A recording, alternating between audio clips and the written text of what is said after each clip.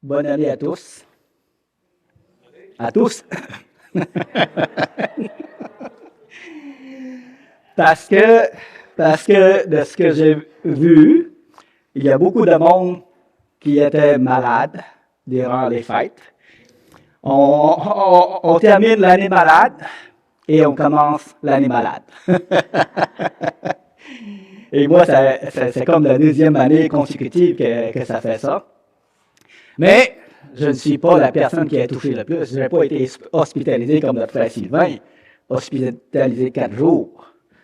En tout cas, le Seigneur a été bon. Il a permis qu'il soit là avec nous ce matin. Et je sais qu'il y a d'autres personnes également, vous avez été touchés par la maladie, mais nous remettons tout cela dans les mains du Seigneur. C'est le Seigneur qui tient notre vie entre ses mains de jour en jour, d'année en année. Sa fidélité ne faillit jamais. Et moi, malgré ce qu'on peut souffrir dans notre corps, ma joie, c'est de savoir que je suis toujours entre ses mains, qu'il veille sur moi et que un jour, je serai avec lui dans le ciel. Amen. Alors, j'ai beaucoup hésité pour le titre. J'ai dit, prépare-toi à la rencontre de ton Dieu. En fait, l'exhortation que j'aimerais apporter ce matin, c'est de rester ferme dans la foi, puis ferme dans le service que vous faites pour le Seigneur. C'est en faisant ça qu'on se tient prêt à rencontrer notre Dieu. OK? Le Seigneur nous exhorte à cela. Et malgré les inconvénients de la vie, les souffrances de la chair, les faiblesses de la chair, que l'on peut tomber soit en maladie, soit d'autres choses, malgré les tentations, les chutes spirituelles qu'on peut faire, le Seigneur nous aide, nous relève, et de jour en jour, de mois en mois, et d'année en année, nous approchons de Dieu. Dieu s'approche de nous. Et la parole nous dit que le Seigneur est proche à la porte. Alors, cette nouvelle année que nous commençons, moi j'aimerais qu'on puisse le voir de cette façon-là. Peu importe les épreuves qu'on va rencontrer, le Seigneur est proche. Et on s'approche de lui. Tantôt, je parlais avec René. Il dit, à 84 ans, le Seigneur n'est pas loin. C'est peut-être vrai, mais vous savez, même à 35 ans, même à 10 ans, le Seigneur peut venir nous chercher n'importe quand. Alors, nous devons être prêts à rencontrer notre Dieu. C'est mon exhortation ce matin. Des choses à faire pour être prêt. J'aimerais qu'on puisse partager ensemble le verset qui nous parle de ça. Le verset parle à Israël. On verra l'attitude d'Israël face à Dieu. Et l'appel de Dieu qui va dire, Israël, prépare-toi à la rencontre de ton Dieu. Mais vous savez quoi? La même chose qui se passait en Israël se passe présentement dans le monde entier. Alors, ce ne sera pas long. Je vais juste prendre une gorgée. Dans Amos, le verset 4, le chapitre 4.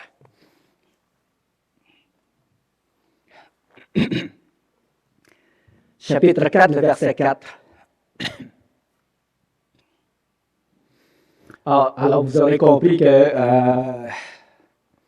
j'ai laissé en suspens Galates, parce que là, on commence le début de l'année, puis je trouvais plus à propos de s'encourager ensemble à persévérer dans le Seigneur, puis à être prêt pour sa venue, qui se rapproche de plus en plus. Alors, Amos, chapitre 4, le verset 4. Allez à Bethel, il parle à Israël, OK? Et péchez. Allez à Gilgal et péchez davantage. C'est drôle. Qui dit ça? Après avoir parlé à Israël en disant, gardez-vous de péché, marchez droite. Mais Israël n'écoute pas, puis là, de façon ironique, il dit, allez à Bethel et péchez. Allez à Gilgal et péchez davantage. Offrez vos sacrifices chaque matin et vos dîmes tous les 3 jours. Faites vos sacrifices d'action de grâce avec du levain. Proclamez, publiez vos offrandes volontaires, car c'est là ce que vous aimez, enfants d'Israël, dit le Seigneur l'Éternel. Alors, à cause de leur péché, voici ce que le Seigneur a fait. Et moi, je vous ai envoyé la famine dans toutes les villes, le manque de pain dans toutes vos demeures. Malgré cela, vous n'êtes pas revenus à moi, dit l'Éternel. C'est pas étranger à ce qu'on voit aujourd'hui. Le Seigneur agit, le Seigneur parle.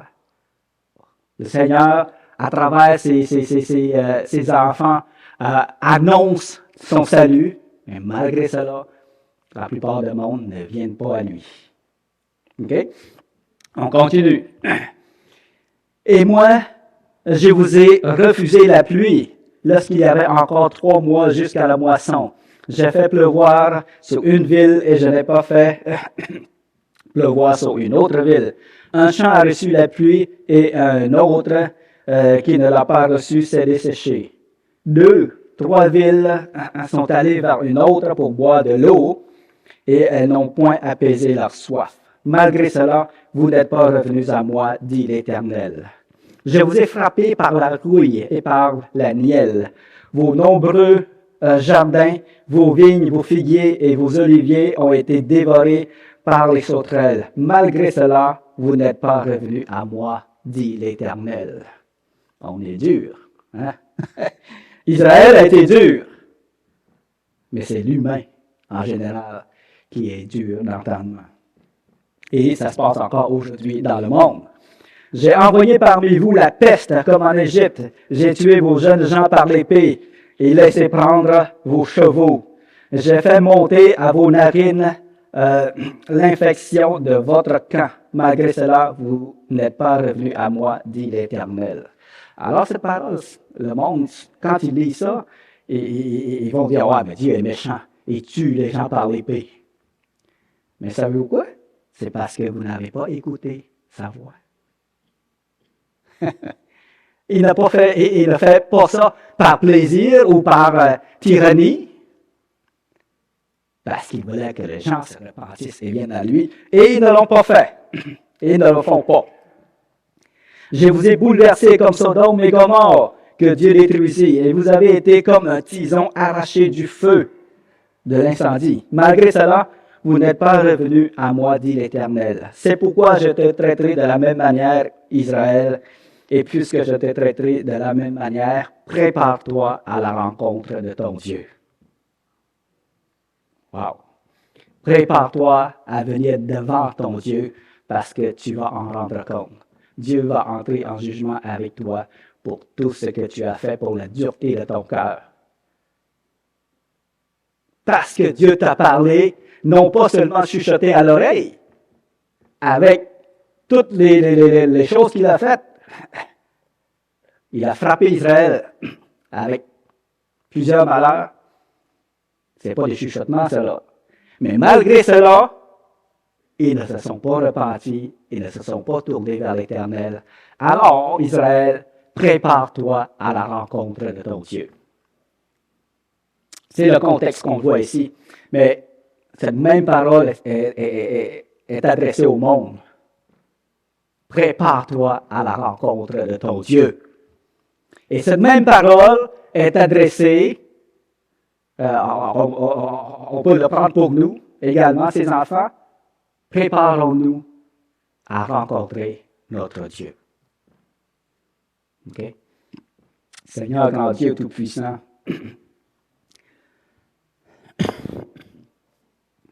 que ton nom soit béni, éternel.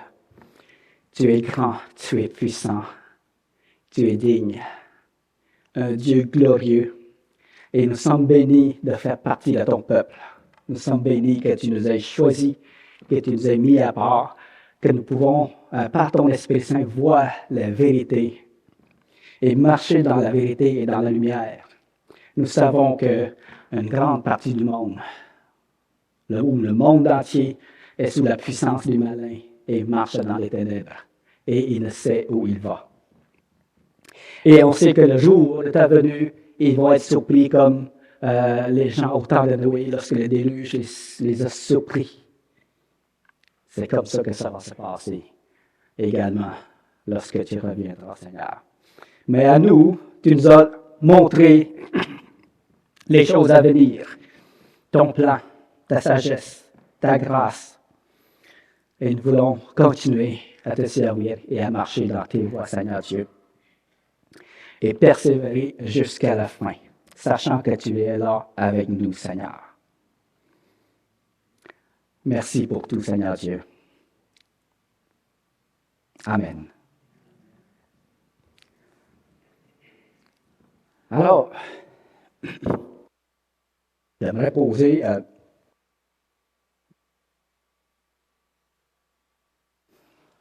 il y a des questions que j'aimerais poser. Pourquoi se préparer? Pourquoi se préparer à rencontrer notre Dieu? Pourquoi se préparer à rencontrer Dieu? Êtes-vous prêt à rencontrer Dieu? Pardon? Pour ne pas avoir honte. Exactement. Pour ne pas rougir. Pour nous qui sommes chrétiens. Et pour ceux qui ne sont pas encore, qui n'ont pas encore accepté le Seigneur, s'il y en a dans la salle que vous n'avez pas pris la décision de l'accepter, de venir à lui, je vous exhorte à le faire aujourd'hui même. N'attendez pas trop longtemps, parce que il vient. Son retour est proche. OK? Et la parole de Dieu nous dit, aujourd'hui, si vous entendez sa voix, n'endurcissez pas vos cœurs, mais répondez à son appel.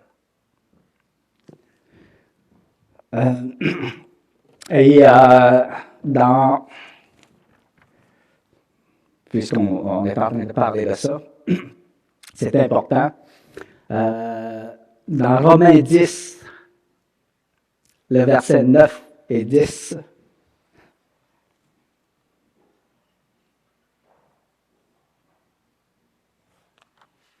un des versets que j'aime bien et qui parle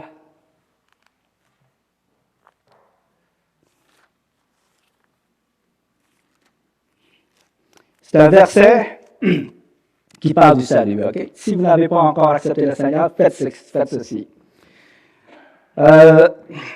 Confessez le nom du Seigneur, croyez en lui, croyez en qui il est, croyez dans l'œuvre qu'il a faite sur la croix, l'œuvre rédemptrice qui pardonne nos péchés, nos transgressions. Et il dit ceci dans Romains 10, le verset 9, « Si tu confesses de ta bouche le Seigneur Jésus, et si tu crois dans ton cœur que Dieu l'a ressuscité des morts, tu seras sauvé. » Alors, je trouve ça bon parce qu'ici, il donne un peu plus de détails. Il y a des versets qui disent « Crois au Seigneur Jésus et tu seras sauvé ».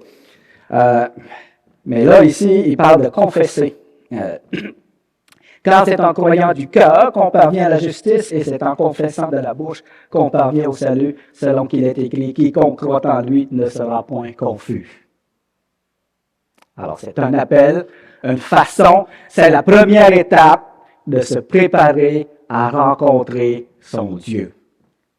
La première étape, c'est de croire en lui. La première étape, c'est de venir à lui. C'est de reconnaître qu'il est ton Seigneur et ton Sauveur.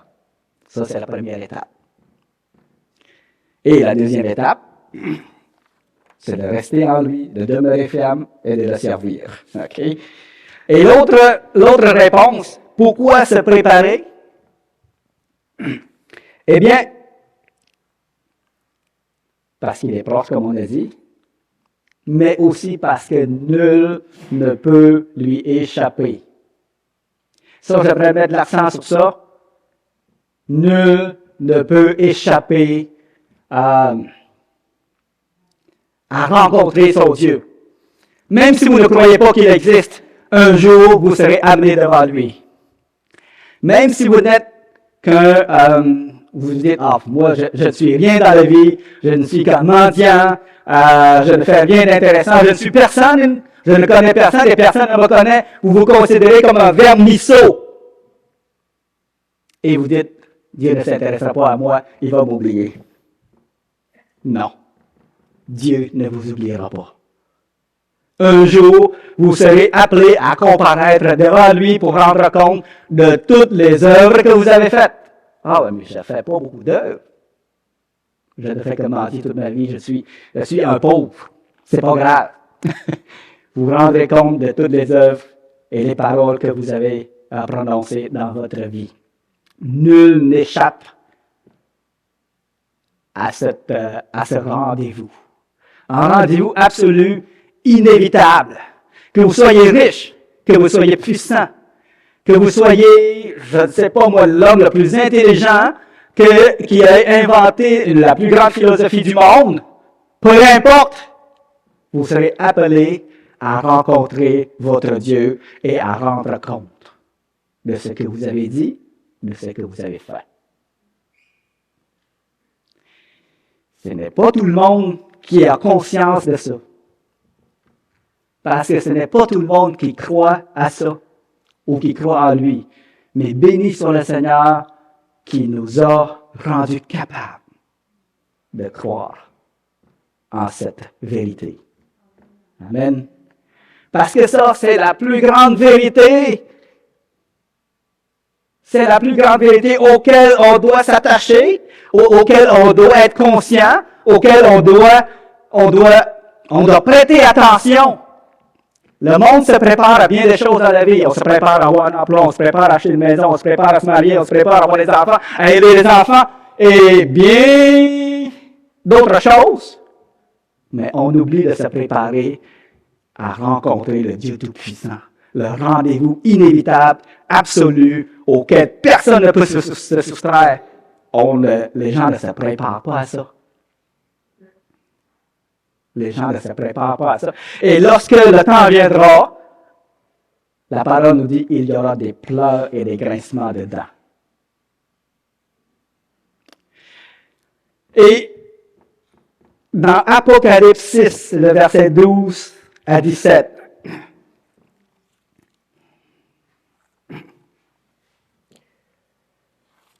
Apocalypse 6,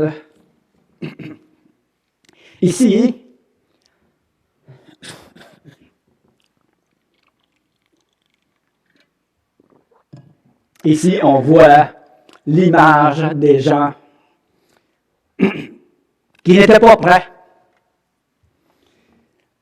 puis qui ont conscience qu'ils ne sont pas prêts et qui voulaient se cacher de Dieu. Pourtant, ce n'est qu'un jugement terrestre ici, OK? On va lire ça. Apocalypse 6, le verset 12. Je regardai, quand il ouvrit le 6e sceau, il y eut un grand tremblement de terre. Le soleil devint noir comme un sac de crin. La lune entière devint comme du sang, et les étoiles du ciel tombèrent sur la terre, comme lorsqu'un figuier, secoué par un vent violent, jette ses figues vertes. Le ciel se retira comme un livre qu'on roule, et toutes les montagnes et les îles furent remuées de leur place. Wow! Ça, c'est un bouleversement total. Un bouleversement total. Le jour du Seigneur, sa colère qui se manifeste.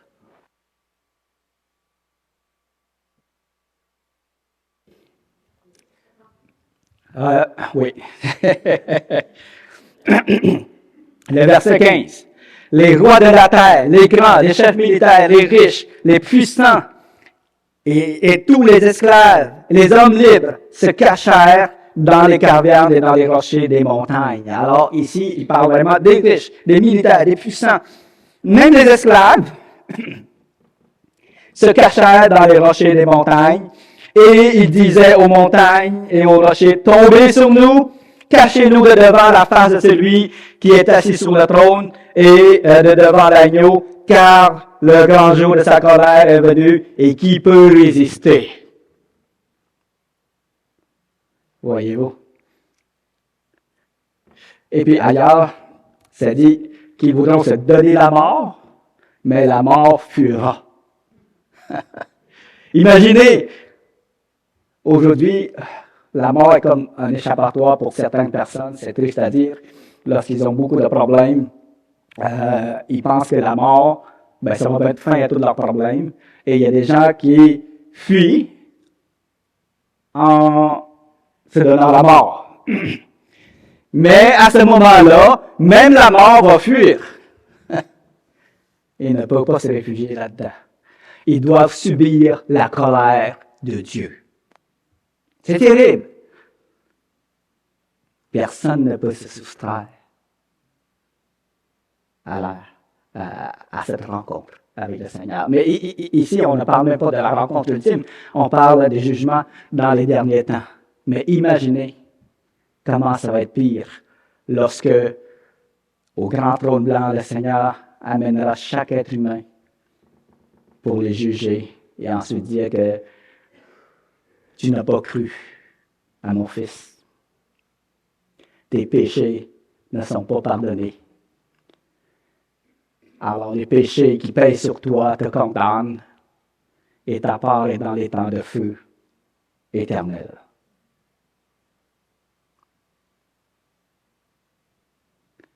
Les gens vont essayer peut-être de trouver toutes sortes d'excuses pour dire, Seigneur, donne-moi une deuxième chance.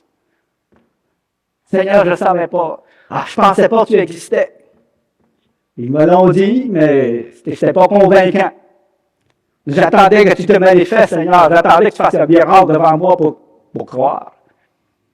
Il y a plein d'excuses qui peuvent être dites, mais rien ne va tenir devant le Seigneur, l'Éternel.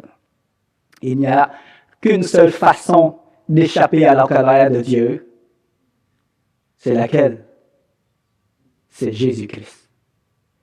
Jésus est notre refuge, est notre rocher pour vraiment se cacher, se soustraire à la colère de Dieu. Parce qu'en lui, nous sommes pardonnés. En lui, nous sommes justifiés. En lui, nous sommes purs devant le Père. Alors, je reviens à cela. Si vous n'avez pas encore accepté le Seigneur, faites-le dès maintenant. Parce que ça, c'est la plus grande démarche que vous pouvez faire dans votre vie.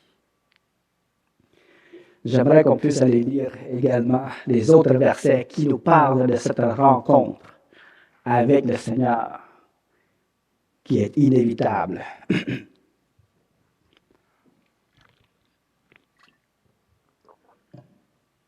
Dans Jude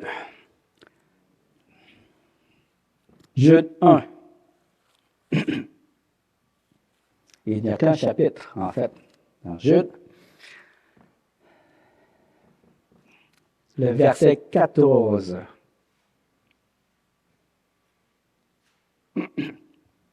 C'est aussi pour eux qu'Enoch, le septième depuis Adam, a prophétisé en ces termes. Voici, le Seigneur est venu avec ses 5 myriades. Pourquoi? Pour exercer un jugement contre tous. Pas juste une personne, pas juste un peuple, contre tous. Et pour faire rendre compte à tous les impies parmi eux de tous les actes d'impiété qu'ils ont commis et de toutes les paroles injurieuses qu'ont professées contre lui les pécheurs impies. Ça, c'est une parole qui nous informe de cette rencontre avec le Seigneur, que tous doivent rendre compte. Et maintenant, une autre parole, dans 2 Corinthiens 5,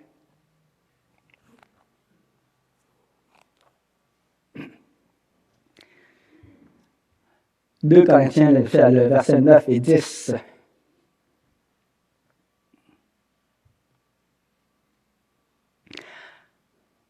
C'est pour cela aussi que nous nous efforçons de lui être agréables. On est exhortés à nous efforcer de lui être agréables, soit que nous demeurions dans ce corps, soit que nous le quittions. Car il nous faut tous comparaître devant les tribunaux de Christ. Ça, c'est pour les croyants. On n'entrera pas dans les détails de ces choses-là, mais pour les croyants, afin que chacun reçoive selon le bien et le mal qu'il aura fait étant dans son corps. Le tribunal de Christ, c'est pour les chrétiens, pour les récompenses qu'ils doivent recevoir. Alors, afin que chacun reçoive selon le bien et le mal qu'il aura fait étant dans son corps. Et maintenant, pour ceux qui n'ont pas accepté le Seigneur, dans Apocalypse 22, on l'a, je l'ai dit, je l'ai mentionné un peu tantôt, mais ça serait bon de le lire. Apocalypse 20 plutôt, le verset 12.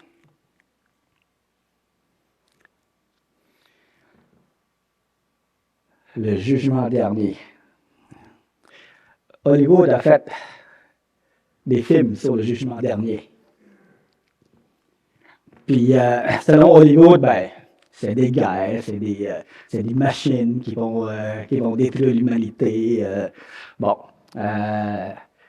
Mais c'est pas ça. Selon la Bible, c'est pas ça, le jugement dernier. C'est pas une catastrophe terrestre. C'est bel et bien la rencontre ultime, la comparution ultime devant le grand trône blanc, où Dieu va juger les actions de chacun.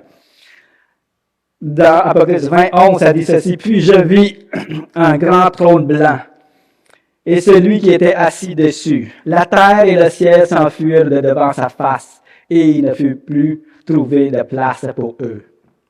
Et je vis les morts, les grands et les petits, qui se tenaient devant le trône. Des livres furent ouverts, et un autre livre fut ouvert. Celui qui est le livre de vie, et les morts furent jugés selon leurs œuvres, d'après ce qui est écrit dans ces livres. » Non seulement Dieu n'oublie personne, écoutez bien ça, non seulement Dieu n'oublie personne, qu'il soit petit, grand, esclave, puissant, mais en plus, Dieu n'oublie aucune de nos actions. Comprenez ça? C'est fort. Dieu n'oublie aucune des actions qu'on a faites, qu'elles soient bien ou mal. C'est fort, ça. Tout est enregistré dans les livres. Et la mer rendit les morts qui étaient en elle. La mort et le séjour des morts rendirent les morts qui étaient en eux, et chacun fut jugé selon ses œuvres. Et la mort et le séjour des morts furent jetés dans les temps de feu. C'est la seconde mort, les temps de feu. Quiconque ne fut pas trouvé écrit dans les livres de vie fut jeté dans les temps de feu. Pensez-vous que vous êtes inscrit dans le livre de vie de l'agneau? Sinon, venez à lui. Reconnaissez-le comme votre Seigneur et votre Sauveur, et votre nom sera écrit dans le livre de la vie. Une autre parole, vu qu'on est dans l'Apocalypse, chapitre 22, le verset 12. Une parole très réconfortante, tant qu'à moi, du moins pour tous ceux qui croient en lui. « Voici, je viens bientôt, et ma rétribution est avec moi, pour rendre à chacun selon ce qu'est son œuvre. » Wow! Ma rétribution est avec moi, pour rendre à chacun ce qu'est son œuvre. J'aimerais faire juste une comparaison parce que ça me vient dans la tête. Nous autres, l'être humain, on est très limité. Hein? Par exemple, quand on veut faire des cadeaux à nos enfants, ou quand on veut les récompenser, ou quand on veut gâter, mettons, nos proches, tout ça, on est limité dans nos ressources. Mais Jésus, lui, Dieu, n'est pas limité dans ses ressources. Il y a des milliards d'humains, il y a des milliards de chrétiens, puis il va donner à chacun selon ses œuvres. Ma rétribution est avec moi, une grande rétribution. Il va le donner à chacun selon ses œuvres. Oh, quelle richesse de Dieu! Hein? Quelle richesse à comparer à nous qui sommes très, très limités dans nos ressources. Juste une parenthèse en passant, parce que je trouve ça merveilleux de le voir sous cet angle-là.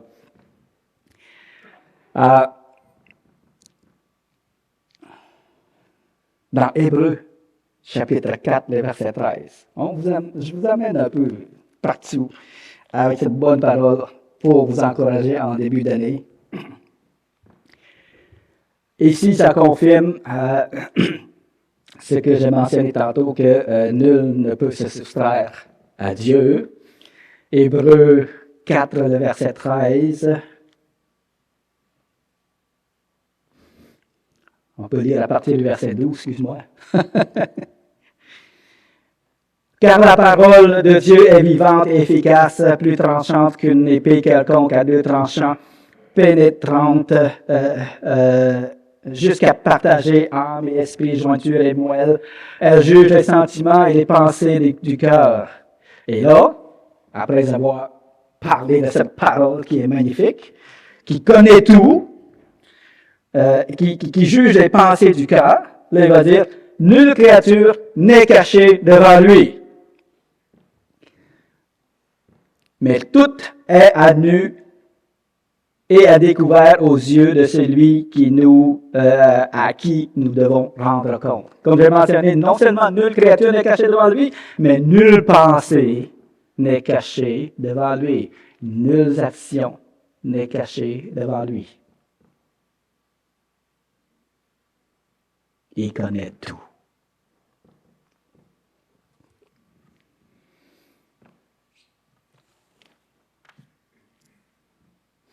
Alors, j'aimerais qu'on puisse, pour nous qui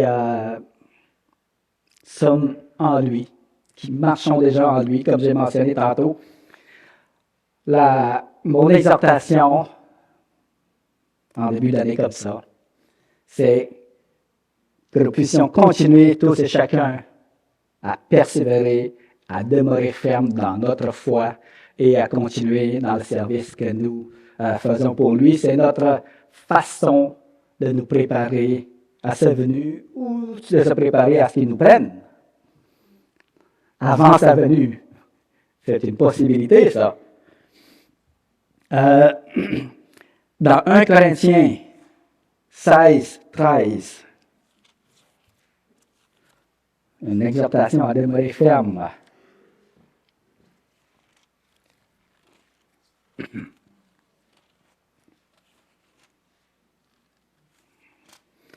« 1 Corinthiens 16, le verset 13, « Veillez. »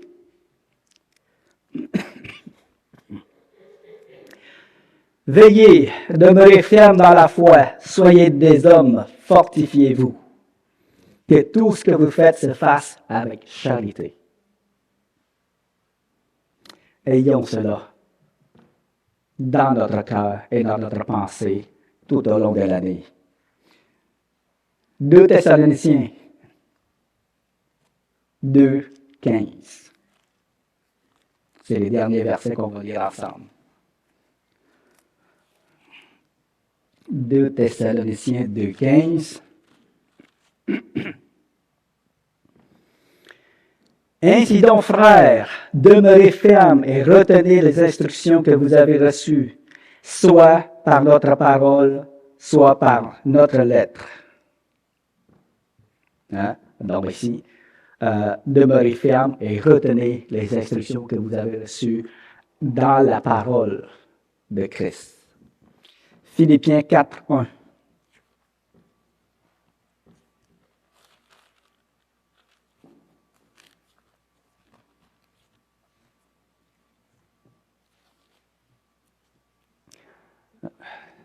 Je vais lire sur l'écran au lieu de tourner. Philippiens 4, 1. C'est pourquoi, bien-aimés et très chers frères, vous qui êtes ma joie et ma couronne, demeurez ainsi fermes dans le Seigneur, mes bien-aimés. Demeurez fermes dans le Seigneur, mes bien-aimés. Et 1 Jean, 2, 28.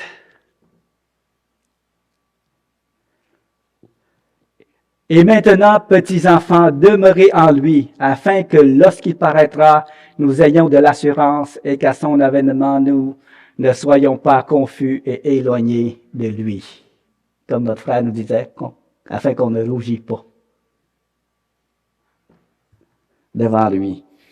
Et le dernier verset, 1 Corinthiens 4, 1 à 4, 1 à 2. On parle des dispensateurs. L'apôtre Paul dit qu'on est des dispensateurs de la grâce de Dieu. Ainsi qu'on nous regarde comme des serviteurs de Christ et des dispensateurs des mystères de Dieu. Du reste, ce qu'on demande des dispensateurs, c'est que chacun soit trouvé fidèle. Chacun soit trouvé fidèle, comme les serviteurs dans la parabole des mines, la parabole des talents, et ainsi de suite. Que chacun soit trouvé fidèle. Alors, pour terminer, j'aimerais revenir là-dessus. Je peux bien vous souhaiter, et je vous souhaite à tous, bien sûr, la bonne santé, de la joie, de l'allégresse pour cette nouvelle année qui commence. Mais mon plus grand souhait pour chacun de nous, c'est que nous restions fermes en lui et que nous continuions à le servir de jour en jour, que nous persévérions dans notre service pour lui. Parce que c'est la meilleure façon pour nous d'être prêts à le rencontrer. Amen. Éternel Dieu Tout-Puissant, c'est par toi que nous pouvons avoir la force de marcher en conformité à ta parole, Seigneur. Merci pour ces instructions. Merci pour ces vérités. On fait bien de lire, de connaître, de comprendre et de mettre en pratique, Seigneur. Et pour cette nouvelle année, on veut compter sur toi, Seigneur Dieu, pour nous aider à marcher et à rester fidèles, Seigneur. Alors, accompagne-nous tout au long de cette nouvelle année et même pour le restant de notre pèlerinage, Seigneur. Nous te le demandons dans le saint nom de ton Fils. Amen.